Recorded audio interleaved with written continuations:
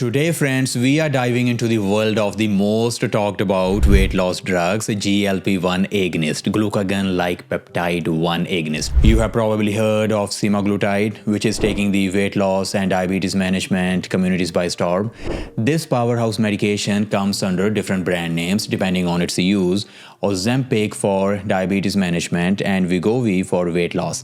And then there's a new kid on the block, Mounjaro, which isn't just a GLP agonist, but also includes GIP action, making it a dual-acting drug called Tirzepatide. So these drugs are at the forefront of the conversation on the weight management and metabolic health these days. So let's explore what makes them so popular and effective. So GLP-1 is a hormone our bodies naturally produce in our small intestines. It's released when we consume food that contains glucose. Now, the weight loss drugs we are discussing today mimic this natural hormone. They bind to same receptors and essentially reproduce GLP-1's actions within your body. So how exactly do these drugs work their magic? First, they stimulate the secretion of insulin from your pancreas, which lowers your blood sugar levels. Then they slow down your gastric emptying, which is the process of moving food out of your stomach and into your small intestine. When gastric emptying slows down, you feel full longer and don't feel as hungry or as often. So basically, your feeling of being satisfied after eating increases, so you are satisfied with less food. Additionally, these drugs also suppress the hormone called glucagon, which is a hormone that signals your liver to release stored sugar into your bloodstream. So as a result, your blood sugar levels get under better control. Now, let's combine all these actions together.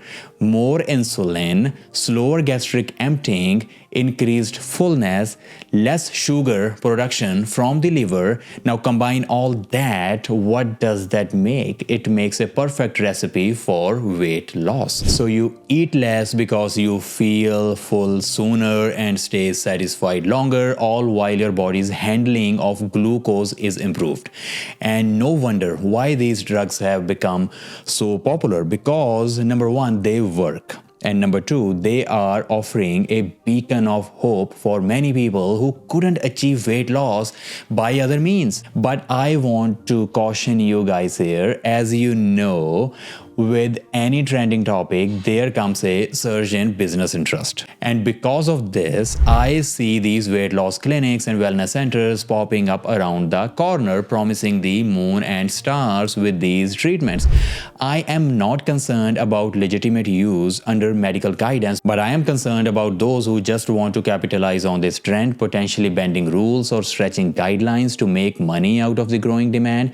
I just want to remind you guys, these drugs hold great promise, but they are not a shortcut to your health. And what about the potential side effects and long-term commitment? We will talk about all of that in a bit. So all I'm saying is, these drugs have a transformative potential, but they are not magic bullets. They work best within the framework of a holistic health plan.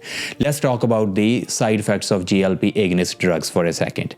So common side effects include nausea, vomiting, diarrhea, and constipation. I mean, they seems to be minor, but I won't call them insignificant because they can really mess up someone's quality of life. And how about the less common but serious risks? There is a risk of pancreatitis, gallstones, damage to retina and kidney damage. Other risks include gastroparesis, which means slowing of your stomach, and then very importantly, muscle loss. Muscle loss is not a small thing, guys. You know, your muscle mass is your currency to a longer life. I always say to my patients, if you want to live longer and there's only one thing you want to do, preserve your muscle mass. It's very, very important for all of you. And another factor to consider is the cost. These medications can be expensive. They can run up to $1,500 a month, which is a significant amount not everyone can afford. From a patient standpoint, it is a substantial financial commitment. And you are looking at if not a lifetime, at least a long-term commitment to these drugs. And we don't have enough safety data on the long-term use of these drugs. Again, I'm not trying to dissuade you. There is definitely a place for these treatments, but here comes the most fun part of this video. Did you know you can stimulate GLP-1 hormone production in your body through your diet? Yes, it's surprising, but think about it.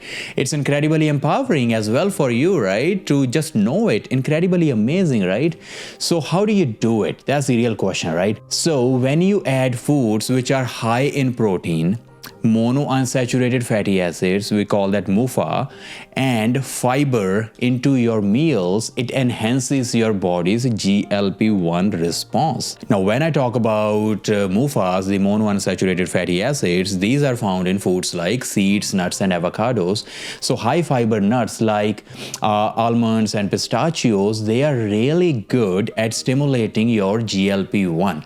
Now, speaking of nuts, this study highlighted that adding 85 grams of pistachios to a carbohydrate-rich meal significantly boosted the GLP-1 response. So the high fiber grain products, the nuts, the avocados, the eggs, they all nicely boost up your GLP-1 secretion. So basically, I'm just trying to remind you all that sometimes the key to better health could be on your plates. And if you go by my belief, I would say it's always on your plates.